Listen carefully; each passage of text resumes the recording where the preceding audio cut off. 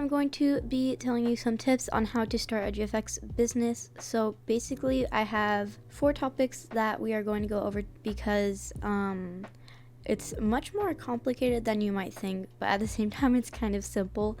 So I just want to give you some pointers, and I want you to have the best experience possible, because starting the GFX business for me has been quite a roller coaster.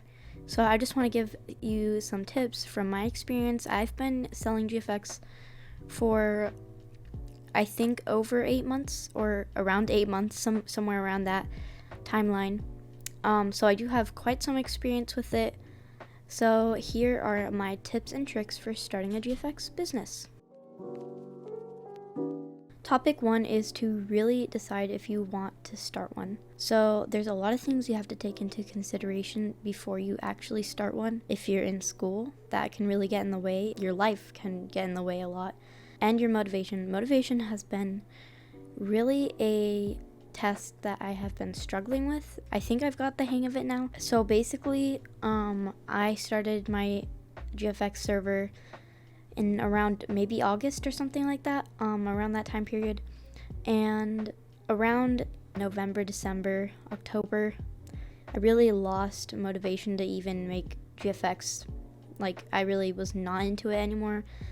And I really let a lot of people down. I canceled like 5 orders. I mean, I was just under a lot of pressure. My orders were building up, and I was just like, I can't do this. And then I deleted my server, and I left another server that I was currently selling GFXs in, and I just couldn't do it anymore. And then this month, which is February, I decided to open up a new GFX store because I had suddenly gotten motivation back. Also, before I closed my store, I had been on a quote-unquote break for weeks, and I did not make any GFX. After I deleted my GFX store, I made a few GFX with me and my friend in them. I'll put them on the screen right now. And I think that really boosted my motivation. I was really inspired by it, I guess. Now I've opened up another GFX store, and I have a lot more motivation. So the next topic we're going to go over is quality and experience. So basically, if you're just learning how to make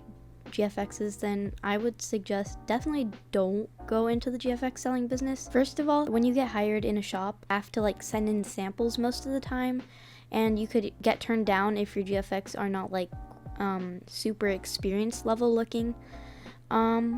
Also, you don't want to be selling like GFX where if you didn't put a lot of effort, or if it's grainy, over or underexposed. You just really want to have good experience. You want to make sure you got everything down, make sure that you're putting in a maximum effort in all of your GFXs. The next topic we're going to go over is preparations. So basically, I use Discord to make my shops, but I mean, you could use other things. I'm not really sure what you could use, but if you have any other like instant messaging things, basically you could use that. So make sure you have your shop all set up. Make sure that you're like ready to take on any orders that you have. For the longest time, I did not know how to make double rigged GFXs, and that really hit hard on me because a lot of people wanted like multiple people in their GFXs, and I had no idea what I was doing with that.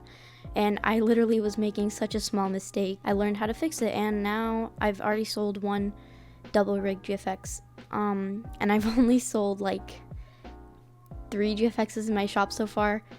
Well, the current shop that I have right now, because I just started up again like I think last week. So basically just make sure everything's all set up. I actually I felt so bad. Everything wasn't set up in my shop, and this is why I'm getting that tip.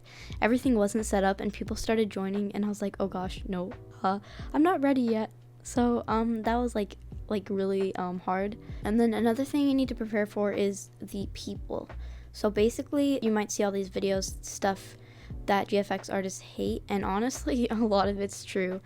When someone orders from your shop, they might be like, oh, I don't like this, I'm gonna cancel my order, or oh, can you fix this? And you might have spent a really long time on their GFX, and it might take 5 seconds, 5 minutes to fix the thing they want to be fixed, but it can get really annoying. But you just have to keep it cool.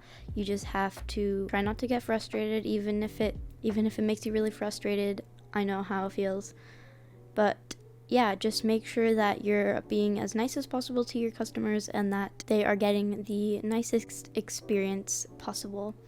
I would also recommend putting some review, like a review thing where they can add reviews so other people know like how their service was. I have 2 reviews that I'll put on screen, and they were really nice, and I'm really thankful for reviews. And the last topic that we're going to go over is prices and payments. I really messed up my prices and payments when I first started doing GFXs.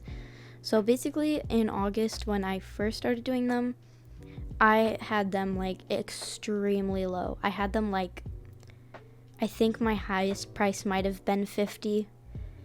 That's honestly super bad. You're not getting profit, to be honest.